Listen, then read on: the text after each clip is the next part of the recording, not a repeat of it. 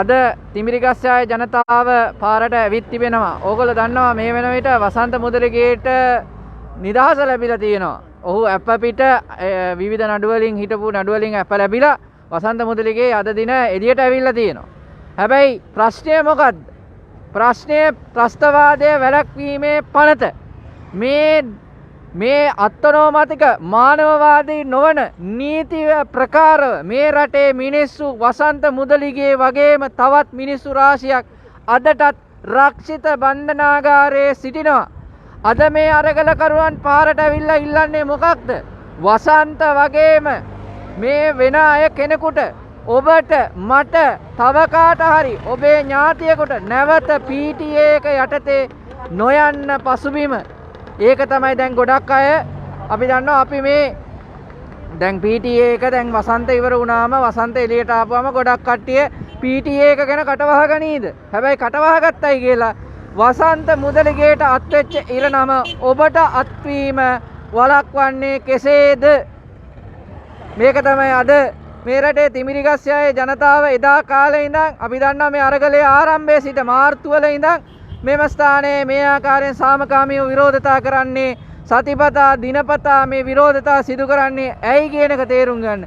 මේ සිස්ටම් එක වෙනස් කරගත්තේ නැත්නම් වසන්තට වෙච්ච දේ ඔබට වීම වළක්වන්න විදියක් නැහැ. යථාර්ථය අනුව වසන්තට අද නිදහස ලැබුණත් ඔහු අද ඉන්නේ නඩුගොඩක වගේම මාස ගානක් හිරේ ඇතුලේ ඉඳලා PTA එකට රැඳුම් බාරේ ඉඳලා එළියට ඇවිල්ලා ඔහුගේ නිදහස ඔහුට මාස ගානක් අහිමි වෙච්ච පුද්ගලයෙක් හැටියට ඔහු ඉන්නේ.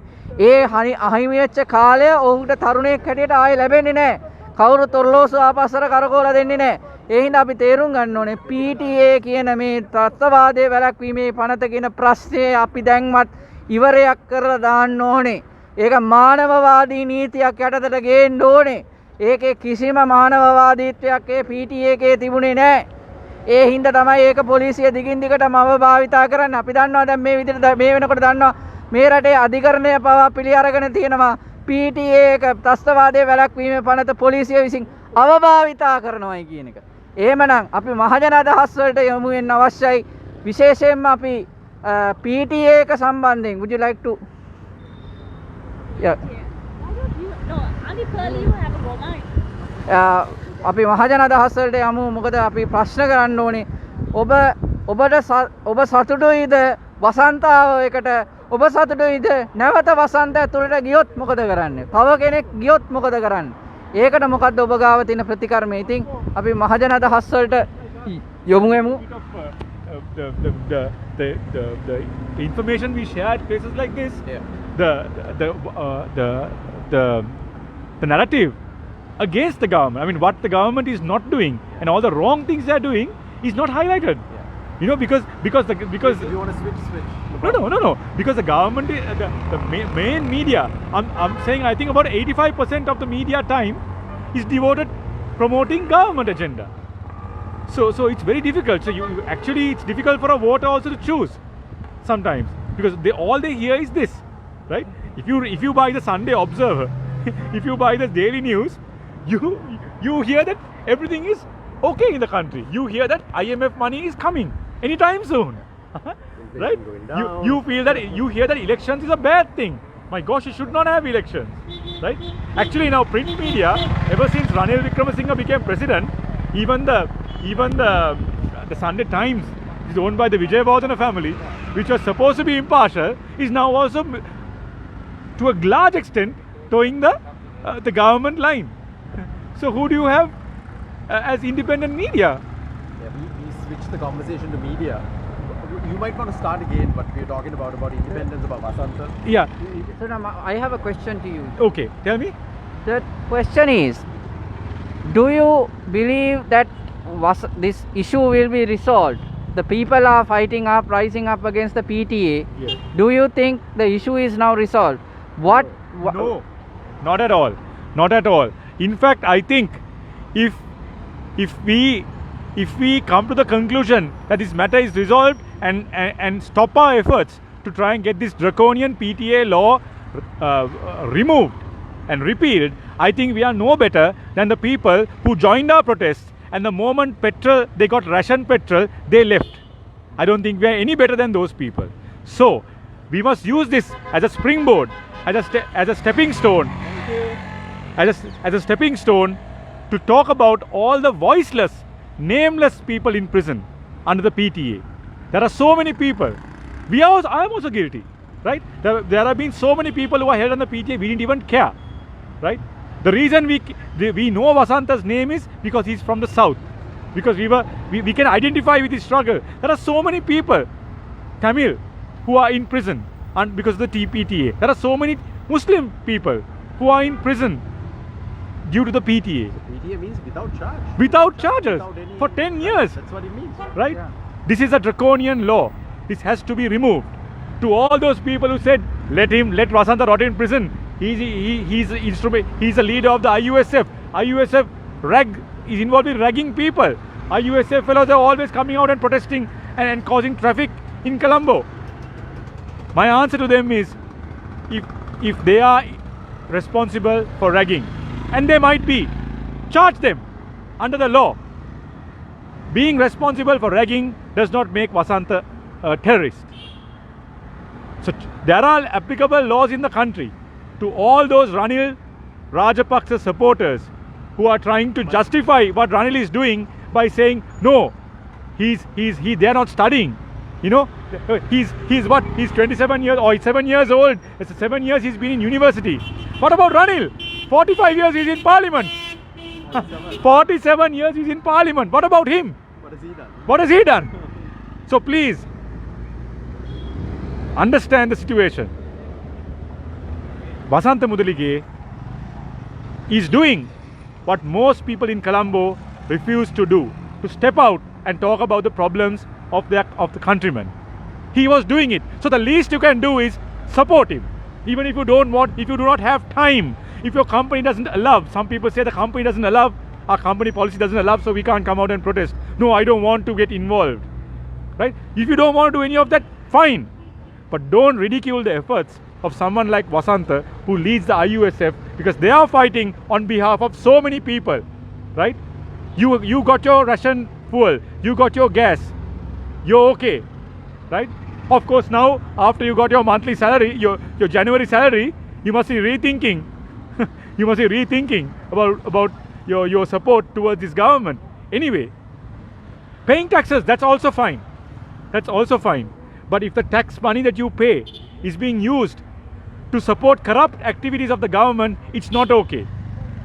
It's not okay. Rather than reduce the umpteen number, we know there are the overstaffed government institutions.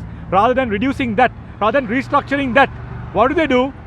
They increase the tax from the existing 800,000 taxpayers in Sri Lanka. Basically, like somebody said, "Ara buruwege pita uda bara patavano." Is that what you want to keep doing? Is that what you want to keep doing? Right? So this has to change. This needs to change. Yeah. Thank you, and I hope that today people open their eyes and realize that, I think it was Salia Piris who said, he quoted someone and said, the wheels of justice might be delayed. The wheels of justice might be delayed, but justice will surely come. So today, after 160 days, justice finally came for Vasanta Mudalige. Also, the courts allowing Anuruddha's case to proceed against Deshabandhu Is a I think huge. that is also newsworthy, because that basically shows that there is a willingness on the side of the judiciary to let the law play out, right? Because that's a different charge, right? Against unlawful arrest, freedom of assembly, freedom of speech. So it's a slightly different matter to Vasanta's, but also an important matter, right? So we are seeing that the judiciary, if allowed to function independently, it serves a purpose in a democracy, right? I think that's what we need to do. Just because Vasanta is free doesn't mean the judiciary is free, that law enforcement is without influence. And what we really need to do is to bring about the kind of system change that will free the judiciary, that will free law enforcement, so that rule of law is what governs a country, right? Democracy means the core to a democracy is the right to self-determination, right? That is the core to a democracy, right? That we are free, you know, our own agency as citizens, right? Our supremacy of the individual, right? So to have that, you first of all need a just, fair society governed by rule of law.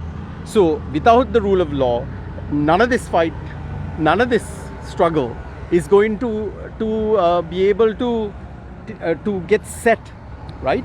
So, you know, everything that we fight for ultimately has to end there, right? We need to free the judiciary, we need to free law enforcement so that we can have a fair and just society in this country. And Chris, just coming back to you. All right, I'm gonna wind up, guys. Yeah. අපි සිංහලෙන් දැන් අපි දැක්කා අධිකරණයේ මේක දුන්න තීන්දුව ඓතිහාසික තීන්දුවක් දුන්නා ක්‍රිස්. එතකොට මේ විදියට අපේ රටේ අධිකරණය ඒ කටයුතු කරද්දී අපි දැක්කා ඒ කරුණ වල තිබුණා මේ රටේ කොච්චර අසාධාරණද මේ පොලිසිය මේ කරපු වැඩේ. එතකොට වැරදි කියන්නේ සාක්කි වල එහෙම දෙයක් කියලත් නැතුව ඒගොල්ලෝ සාක්කි ඉන්ටර්ප්‍රිට් කරලා තිබිච්ච විදිය.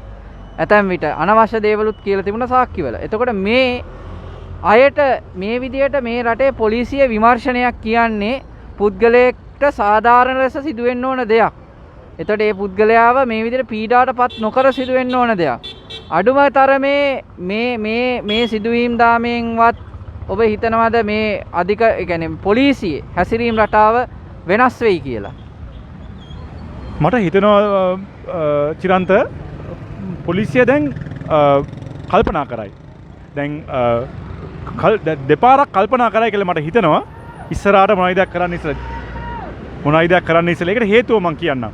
මේ වසන්ත හිර කරපු මේ වසන්තව හිර කරන මේ PTA එක යටතේ මම කියවපු නිවුස් වලින් මම දැක්කේ එකක් අර මොටිවේෂන් අප්පච්චි කෙනෙක් කෙනා මේ ඉන්ෆර්මේෂන් එක දීලා තිබ්බලු.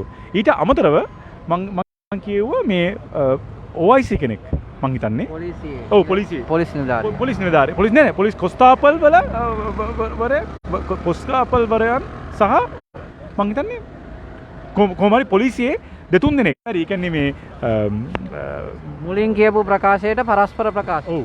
එහෙම දීලා තියෙනවා. ඉතින් ඒක හරි බෑ. ඒක මොකද්ද චිරන්ත ඔය කරන්නේ? පොලිසියම මේ ස්ටේට්මන්ට්ස් හදලා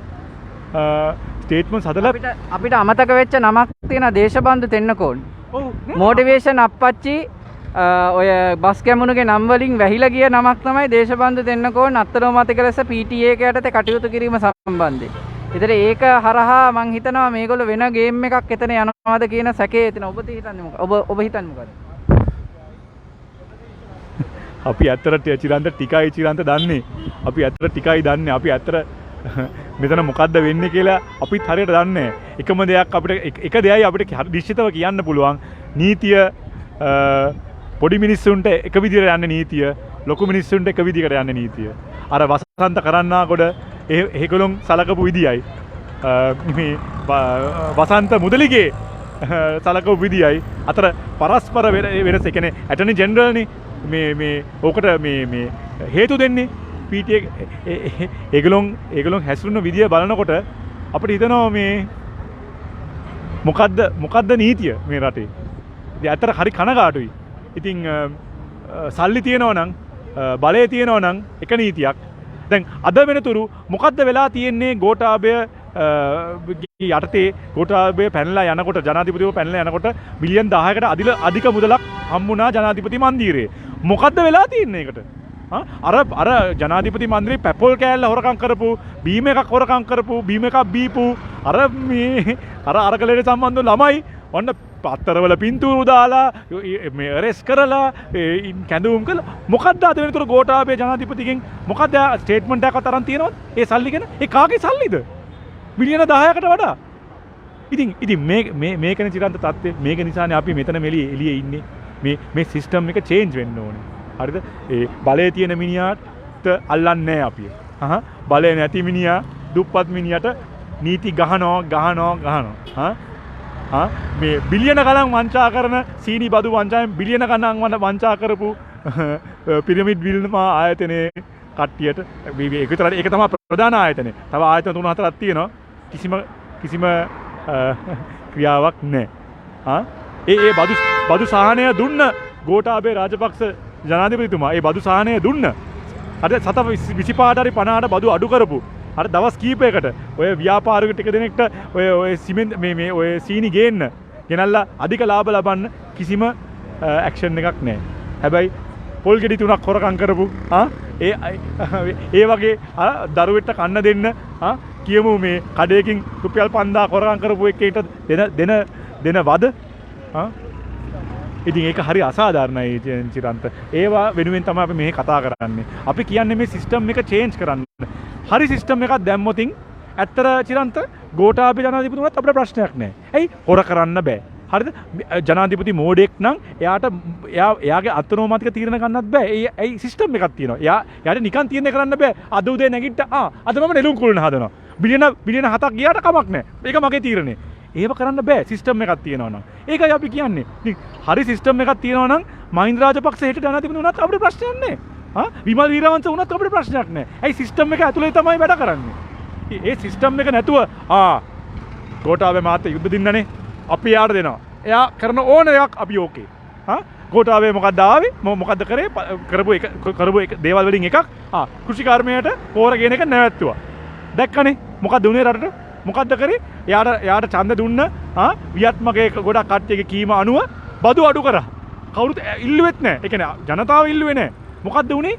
තාම අපි ගෙවනවා ඒවට. ඉතින් ඒකයි අපි කියන්නේ නිකන් ඔය අත්නෝමතික තීරණය ගන්න ඔය විධායක ජනාධිපතිගේ ක්‍රමේ බලය වැඩි චිරන්ත. හැම එක්කෙනාම එන්නේ අපි ඕක අයින් කරනවා කියලා කියාගෙන. ආවට පස්සේ අයින් කරන්නේ නැහැ. ඉතින් ඔය සිස්ටම් එක චේන්ජ් කරන්න හරිද? ජනාධිපති පාර්ලිමේන්තුවට ආන්සරබල් වෙන්න ඕනේ. හරිද?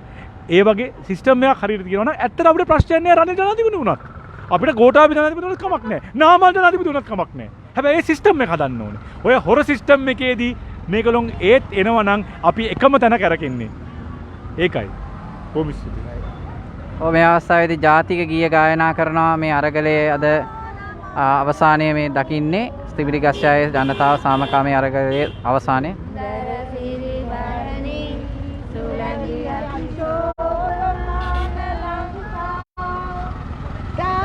ධනයනක මල් පලතුරු ජය භූමිය රම්යා අප හට සැප සිරි සෙත සදන ශිරී මාතා භක්ති පූජා නමෝ නමෝ